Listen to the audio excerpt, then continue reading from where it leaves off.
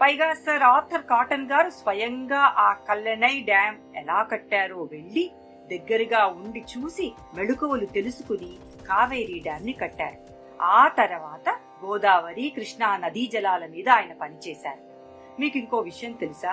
దోపిడీ దొంగ తెల్లవాడు, అదే మన ప్రవీణ్ తండ్రి గారు, మన పూర్వీకుల విద్యని సర్వనాశనం చేశాడు. అందులో భాగంగా మనకి గొప్ప వ్యవసాయ మెళుకువలు, మైదాన ప్రాంతాలలో కూడా వాననీటిని రిజర్వాయర్ల ద్వారా నిలువ చేసే మెళుకువలు ఉండేవి. ఆ జ్ఞానాన్ని ఇప్పుడు మనం పూర్తిగా కోల్పోయాం. ఇంకో చోట అదే వీడియోలో ఇలా అంటారతను, వాళ్ళు రాకపోతే మనం బిచ్చమెత్తుకునేవాళ్ళం అంటారు. దానికి నా సమాధానం, 3,200 లక్షల కోట్ల రూపాయలు మింగేయక ముందు భారతదేశంలో ఒక్క బిచ్చగాడు కూడా లేడని హ్యుయాన్ సాంగ్ అనే చైనా బౌద్ధ సన్యాసి రాశారు.